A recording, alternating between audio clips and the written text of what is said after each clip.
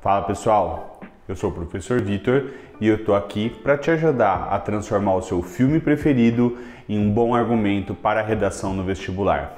No vídeo de hoje temos aí as vantagens de ser invisível, escolhido por ser um filme inspirado em um livro, ambos do mesmo autor, né? Ou seja, o diretor aqui, o Stephen Chbosky, é o mesmo autor do livro. A diferença é que o livro foi publicado em 1999 e o filme foi produzido em 2012. Filme esse que conta com vários artistas famosos, né? Então você provavelmente já conhece a Emma Watson, a famosa Hermione da série do Harry Potter, e também nomes como o Ezra Miller e o Logan Lerman, né? Todos esses atores se juntaram para produzir esse filme baseado no seu livro homônimo, ou seja, no livro que tem o mesmo nome, né? As Vantagens de Ser Invisível. Do que se trata essa obra? Segundo a sinopse, o filme fala sobre um jovem tímido que se esconde em seu próprio mundo até conhecer dois irmãos que o ajudam a viver novas experiências.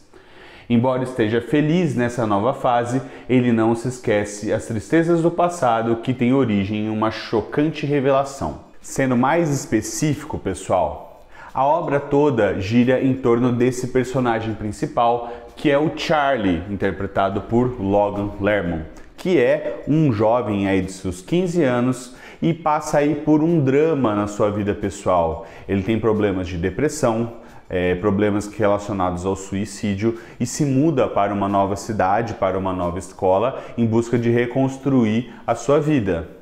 Nesse contexto todo em que o filme vai falar sobre questões importantes que vamos relatar agora na sequência.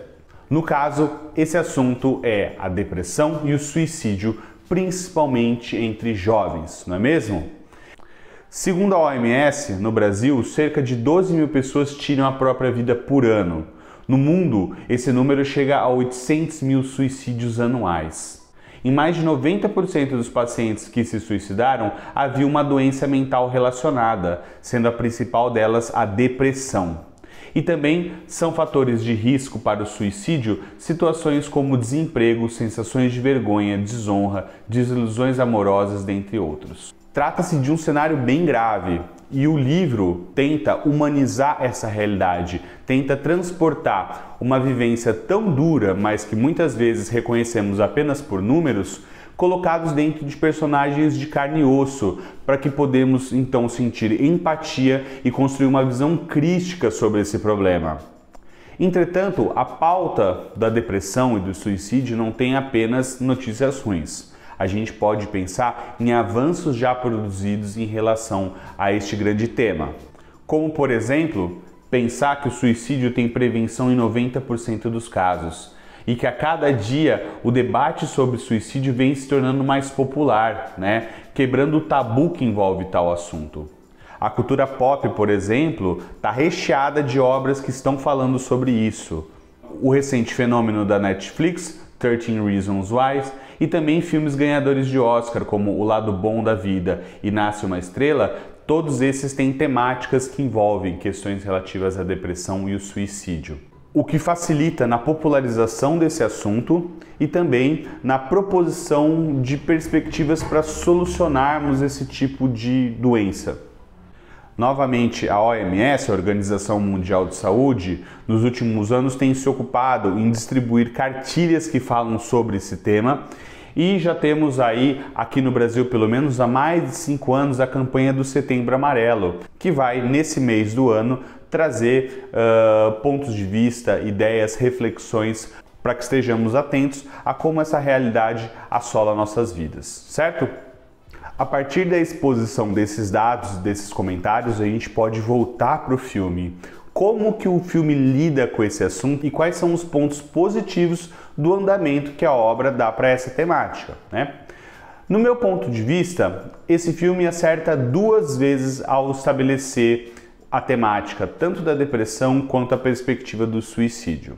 Acerta ao falar sobre a importância das relações interpessoais, né, para que esse quadro seja mudado. Então você tem o personagem Charlie, que exibe uma sensível melhora a partir do momento que ele se cerca de pessoas queridas, de amigos que demonstram para ele um espaço de segurança psicológica para ele se sentir bem consigo mesmo. Mas mesmo com isso, Charlie só consegue o seu final redentor a partir do momento em que ele aceita a terapia como um método para a superação de traumas, não é?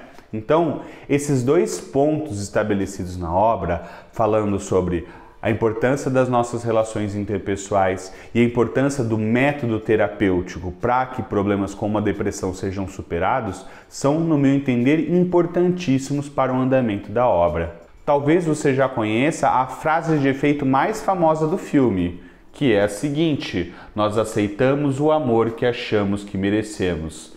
E talvez esse aí seja um grande ponto de empoderamento das pessoas que têm problemas envolvendo a depressão, não é mesmo? Muitas vezes esse tipo de doença cria uma perspectiva na vida dos seus portadores de que eles não merecem coisas boas para suas vidas. E essa é uma perspectiva que é quebrada durante o filme e se torna algo muito interessante de se ver. Esse talvez seja um dos motivos do sucesso que essa película teve ao longo dos anos, ok? Mas agora, para a gente fechar nossas ideias aqui, eu paro para pensar sobre onde esse tipo de temática pode cair. Em primeiro lugar, eu penso em provas da área da saúde, né? Sabemos que alguns vestibulares que são fechados para cursos como medicina, por exemplo, tem todas as suas propostas de redação voltadas para a área da saúde. Então, é aqui uma possibilidade, não é? A questão envolvendo principalmente a depressão é um assunto abordado pela área médica. Então, acho que tem uma grande probabilidade disso ser cobrado em alguma prova com essas características, certo? Outra prova que combina muito com essa temática é o Enem. Por quê? Porque o Enem sempre vai lidar com a problematização de algum assunto que está em pauta na nossa vivência cultural, não é? A questão da depressão, então, pode ser vista como um problema que deve ser solucionado. Então, pensar na redação do Enem é pensar num modelo de prova que vai pedir para que você, candidato, solucione os problemas. E nesse caso, as vantagens de ser invisível é um ótimo recurso argumentativo para, em um primeiro momento, fazer, por exemplo, uma contextualização sobre esse assunto, ou até mesmo que ele sirva de exemplo para propostas de solução que podem ser realizadas, não é mesmo? Eu acabei de falar que um dos grandes pontos positivos da obra é mostrar a perspectiva da importância da terapia para esse tipo de problema. Então você pode construir uma proposta de intervenção relativa a isso, por exemplo, né? Ficam aí então as dicas de hoje, pessoal. Se você gostou, comenta aqui embaixo, me dê sugestões, quais outros filmes você gostaria de ver, e eu espero vocês numa próxima, tá? Até mais!